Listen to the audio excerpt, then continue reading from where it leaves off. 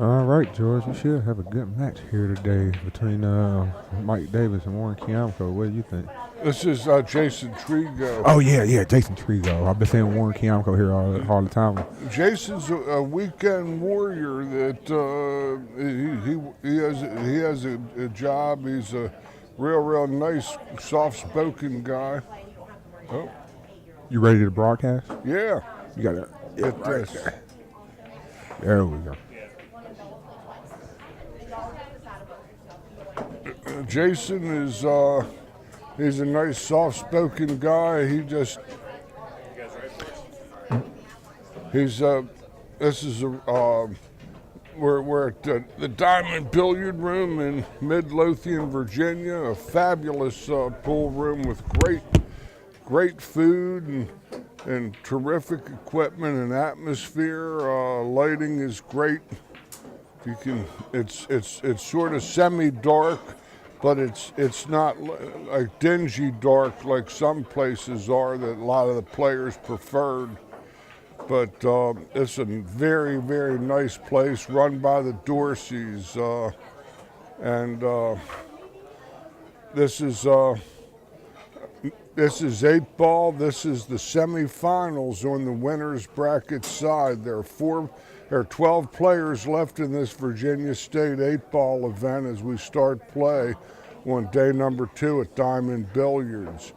And Jason Trigo lives fairly a little bit past midway between D.C. and Richmond.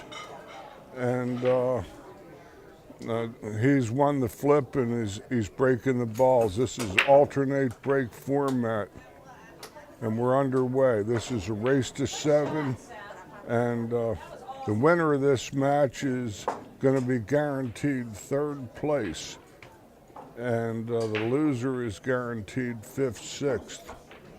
And Mike Davis is a professional player now residing in Raleigh, North Carolina, and newlywed. I see his bride sitting over here in the sweating section with some of the other railbirds and perspirers.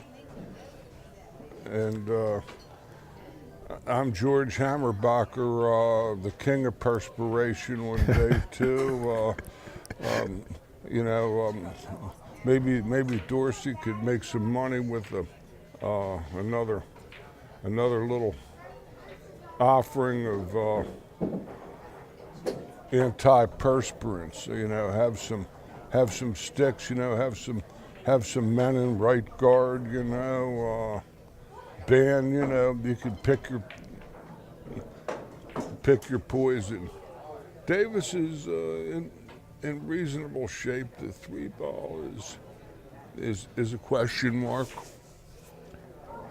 Yeah, I'm definitely curious to see how he works his way through this rack here. It's not the most open table, but Mike is a very strong player, so I think he'll find a solution here. I've been around the game now, Buck, for well over 50 years, and 3-4 years ago, Mike won this Virginia State 8-ball championship right here, and played the absolute finest pattern play that you ever saw. Really? He was a true virtuoso, and He finished second in the world in straight pool about 7 years ago. Lost to the great champion Thorsten Thorsten Holman. Holman. Yes, sir. And he's going to try to get a little more angle in the 3 or draw into the 7. A little too. Oh, it goes. 7 is kind of locked up when that 13 ball. He's going to try to draw into it, I think.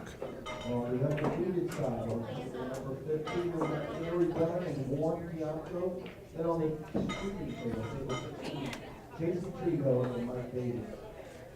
Anyone interested in the second chance tournament?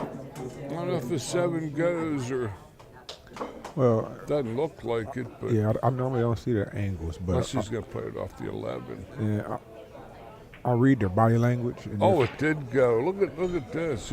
yeah, I read his body language, and he looked at it, and he was okay with where it was, and he didn't try to solve it. He could have drew into it a couple times, and he didn't. So I figured it went. He's going to play in the corner and come right back between the 8-14 with high a little bit left to center, I think. Very nice shot. He's a pattern player of the highest order. Yeah, he definitely took care of this rack very nicely.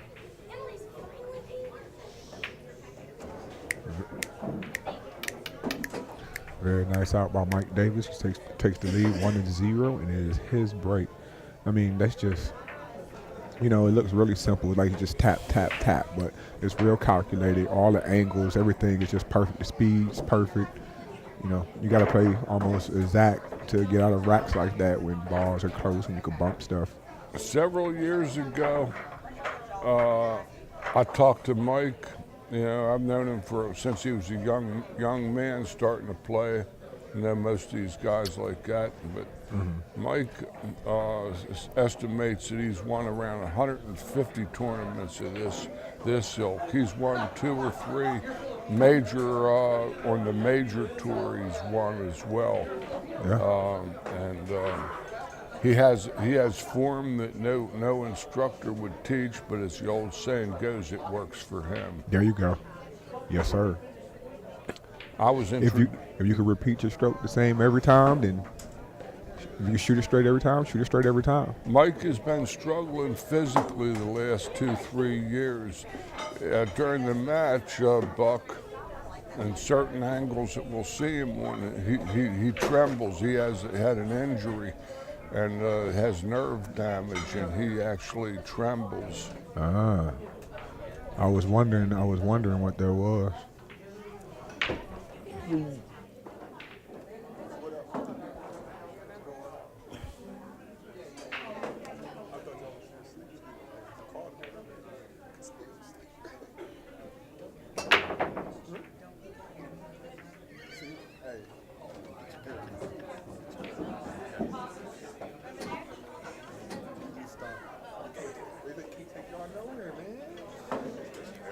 Mike has an open layout. Mike, if you pocket a ball on the break in World Pool Association 8-ball rules, you can pick either group.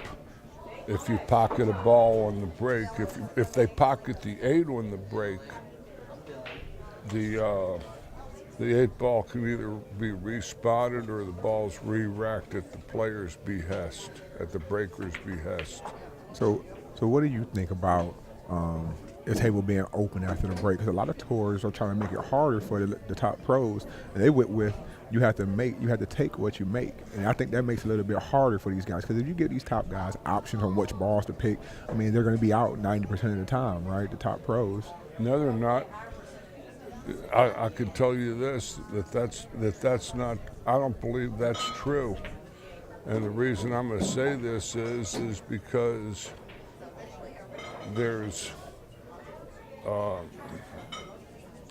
I've taken more than my share of statistics, and that there's he's going to probably roll to the 7, the 5 in the side.